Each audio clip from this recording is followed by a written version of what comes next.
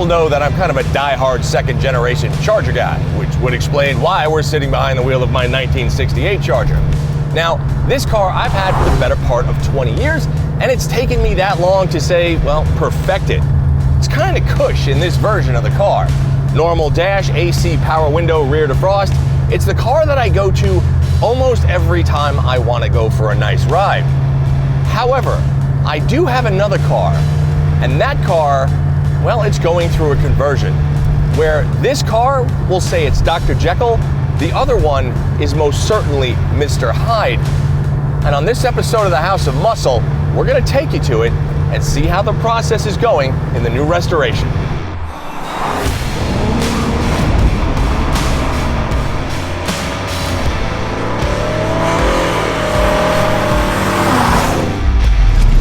So I've just flown halfway across the country to Lansing, Michigan to check in on the monster rebuild of my other Charger, my 1969 Dodge Daytona. It's got an 800 plus horsepower red-eye 8-speed transmission, new brakes, and a brand new suspension. And I might even get to experience the first start. Kevin and Scott Wesley of Wesley Motorsports in Lansing, Michigan have been a fixture in the Mopar community for years. Whether it's racing late model Chargers, Challengers, or Vipers in events like Pikes Peak or Trans Am, or providing top-notch drag support for some high horsepower clients, Wesley Motorsports is where you go. But of course, there are other shops in the United States who could probably tackle a conversion like this. But the fact is, finding the right shop isn't just about trophies or horsepower. There's a reason the Daytona is here at Wesley. Simply put, I trust them. So when you came to me first to talk about the car, I had already built that car in my head. I've worked through what I thought would be the bugs, and it should be a no-brainer. So the whole idea behind, I want to say, kind of ANGRIER 2.0, which is the second version of this car, was really simple. It was to make the adultified version of a car that I've already had for 15 years. That was kind of ungainly and raunchy and raw, and kind of make it the adult version with a twist. And that twist being essentially double the power, but reliable power, so that I could drive it anywhere at any time, in any weather, and not care. When I said, this is what I want to do, Kevin's outlook on the car was pretty simple. We're going to build it, we're going to use stock parts. In 1969, when that car was delivered brand new, you could get in that car and hit the key and drive from San Francisco to New York. Why should it be any different now with a modern drivetrain? We get asked a lot, why was now the time to kind of redo the car, to do version 2.0? 15 years ago, Dodge wasn't making, 800 horsepower crate engines. We went essentially to direct connection, pulled the red-eye engine, the ZF 8-speed, and all this stuff. And then we went to a lot of other companies as well. We went to Holley. We went to Youngblood Wheels. We went to Brembo. All these companies that years ago didn't have the technology to take the car where we wanted it. It's like the hood on the car, right? Beautiful carbon fiber hood. Completely done by SpeedCore with these beautiful 3D printed vents. That technology wasn't there, 15 years ago. Hell, it wasn't there 5 years ago.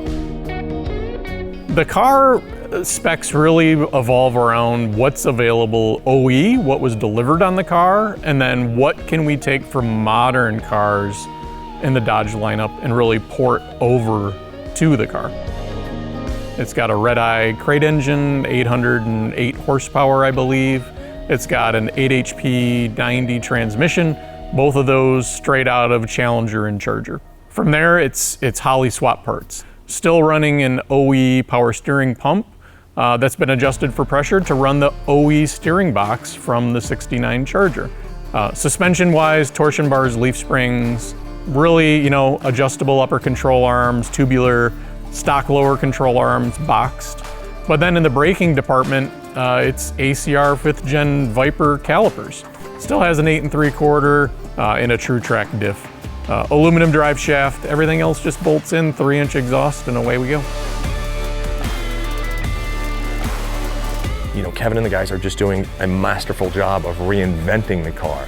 So for me, it really is like seeing it for the first time, which is kind of crazy, right? Honestly, I have no idea what to expect. All I know is that I'm still in love with the car like I've never been before, but I'm also a little scared of it right now because I'm just trying to play in my head how it's going to be when I first get behind the wheel. Driving the car is going to be a treat as far as I'm concerned. It's 800 horsepower. It's really more power than, if you think about it, anything that was ever available in that car. So we're gonna take an 800 horsepower engine and put it in a car that really isn't designed for it.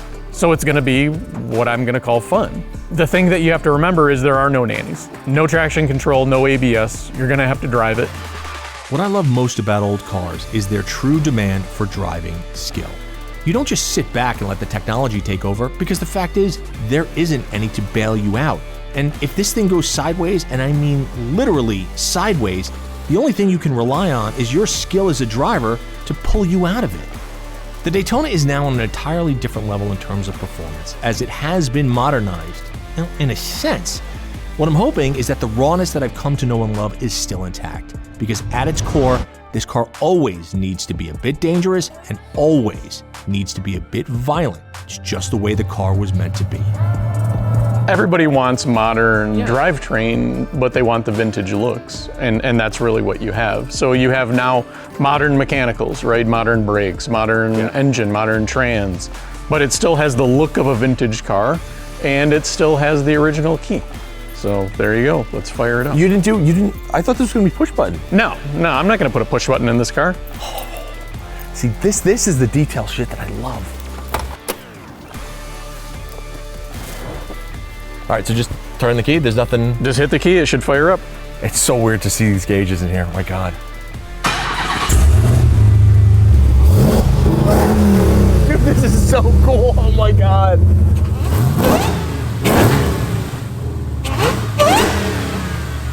It runs like a new car. Idles at 750. Now just shut it off normal? Yep, just turn it off just like normal. I'll be honest with you, I'm kind of at a loss for words, which for me is very strange, but it's just, this is a huge moment. Dude, the fact that you just left the key, that's a big thing. And I think so many people, you know, they try to take the essence of what the car is and make it into something else. And you've managed to put all the performance into it, but you've never lost the essence of what a Daytona was, or what an old Dodge was, or what an old Chrysler was. There are just some things that are modern that just don't fit the aesthetic of the vintage car, like a push button start. Yeah, no. The key should stay the key. I want the engine, but I still want to have the tactile feedback of having a key in my vintage car. It's just such a reinvigorating thing to be in the car and to go, holy shit, like this is the car, this is the one that I've always wanted. Like, I don't give a shit about Ferraris and Lamborghinis and everything. Like this is my car. You got a red-eye Daytona now. I'm, again, blown away. So when can we take it out on the road? You can drive it anytime you want. Oh, seriously? Absolutely, let's go, let's take it out. Oh. Okay, let's do this. We're gonna take it out on the road, man. This is huge. This is so big. The House of Muscle is presented by Peak. Here's the thing. These are people that are true car enthusiasts. Honestly, we just wanted to say thank you, because the fact is, we couldn't make it without them. Be it a domestic, JDM, or European vehicle, caring for your car is of the utmost importance. That's why Peak Auto offers a variety of products that are right for your vehicle. From coolant and lighting to diesel additives and wiper blades, Peak has you covered. So head on over to peakauto.com now to see which product is right for your car.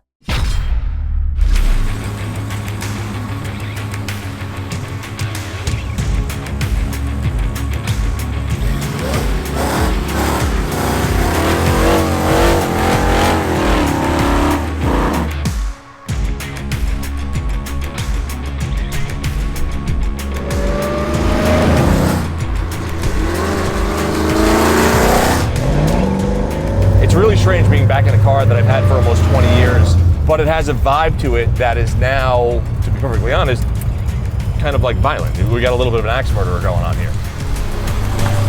Steering wise, it essentially feels the same, right? It's still a Mopar steering box. It's been upgraded, so it has a better feel to it. Bigger torsion bars in the front, but it still feels like an old school Charger, which is really, really cool.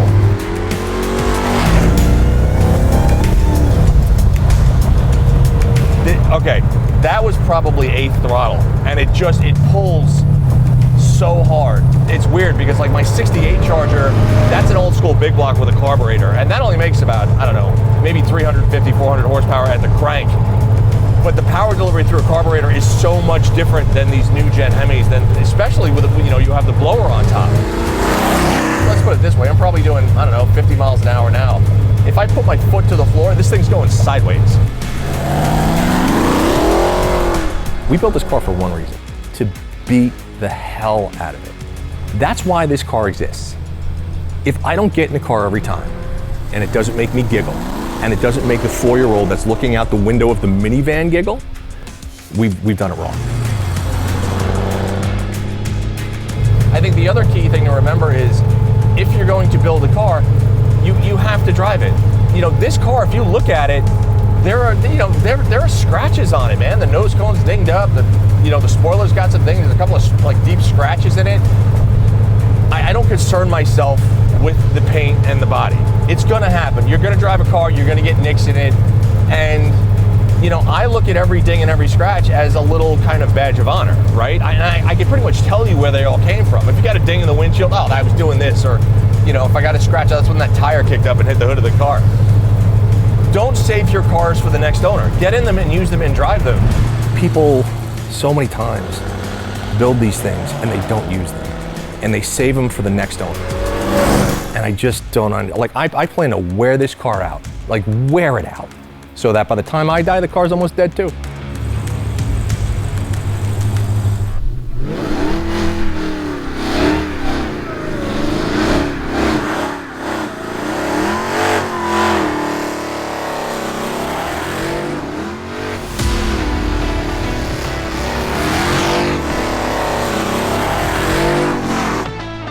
The car was always meant to be a middle finger. It was meant to be a disruptor. It was meant to pull into a car show that was filled with Ferraris and Porsches and everything else, and just look at them and be like, you know, fuck off. That's what that car is.